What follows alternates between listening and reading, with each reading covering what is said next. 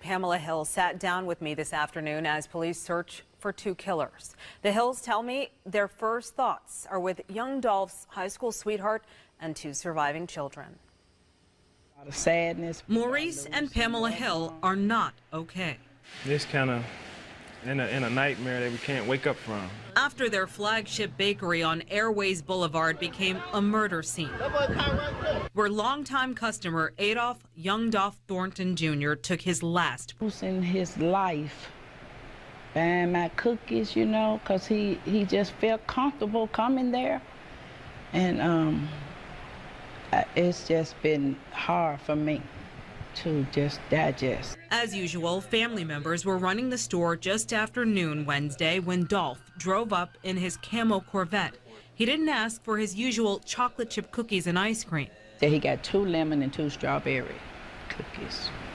So they was really for his mother. Dolph and another young man stood in the left corner of the store on their cell phones and never saw it coming. Maurice drove up to see his workers raising their heads from ducking bullets, and the young man. He was just distraught. He was hysterical. He was punching on the window, and because I didn't know what was going on. I didn't know there was a body laying there, and I thought, matter of fact, I thought he had shot the place up himself. Hill says just a year ago, young Dolph told him he wanted to tell the world about Makeda's. The baker now feels an eerie and painful coincidence between what's happening now and the store's namesake, Makeda, his 6-year-old niece. She was a patient at St. Jude Children's Research Hospital and died of leukemia. She told my wife and her mother, she said, "Why these folks bringing me all these presents?" She said, "They think I'm gonna die." But she said, "I'm not going anywhere, but don't tell them." And then, you know, for those words to come out of her mouth, that she's not going anywhere, and here we are, almost 23 years later, and they still calling her name. He says this is not how he wanted Dolph to let the world know. Pamela, who shared the same July 27th birth date with the slain rapper, says she might not have been familiar with his music, but she felt akin to him as an entrepreneur and philanthropist. Just wanting to give, just wanting to change the whole world, you know, I feel that's what he felt. She says now is the time to change, to end the killing of young black men. Losing his life, and from this tragedy, I think that there's something for all of us to do to get out of it. I think it's time for us to, I guess, stop talking.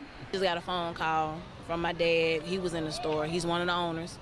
And he just told us that somebody was shot. We didn't know who it was at first. You know, we was just like, okay. I thought it was, you know, one of the employees. So we was kind of distraught at the time.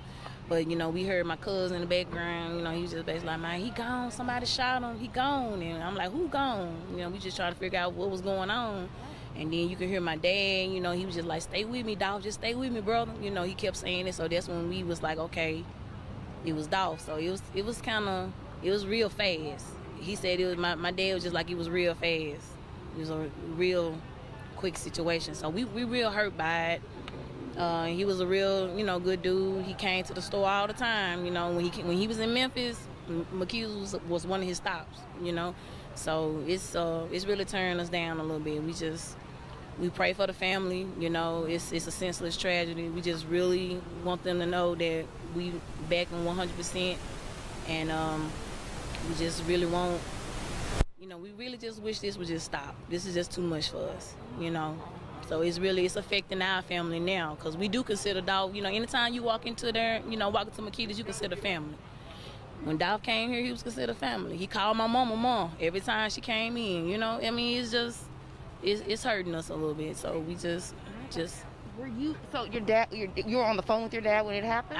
It wasn't when it happened. It was right after. He called us like directly after, you know, the shots were fired and Dolph was hit. And you can hear him saying, Dolph, stay with me. Yeah, we heard him say that, and he was just, man, it's a lot. Everyone's talking about how much he loved Makeda. He did a lot. He was I got a video with him. He was telling us, you know, saying every time I come here, I can't leave without getting some chocolate chip and like fresh out the oven. This it. So chocolate chip and ice cream was his favorite. So yeah, wow. we gon'. Was it inside of your store or right outside? Well, from what I was hearing, it was inside the store. It was inside the store. So, you know, yeah. So we just been standing here just hoping that, you know, because my mom wanna, you know, see what's going on. She just, you know, we just want people to know that we hurting for them. We hurting about this. We hurt. So we just want everybody to know. We want the family to know. You know, we love Dolph. He was a part of our family. We really appreciate him coming in, you know, in the store, supporting us anytime he can. So whatever the family need, you know what I'm saying, we just want them to know we here. They never believed in me. They never saw Baylor the breadwinner.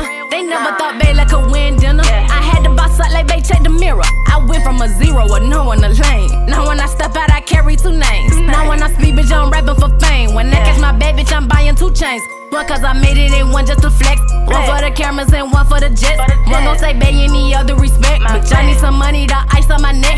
I need some money to buy me a yacht. Then I need a check just to fill up the box. And I need my Benjis to come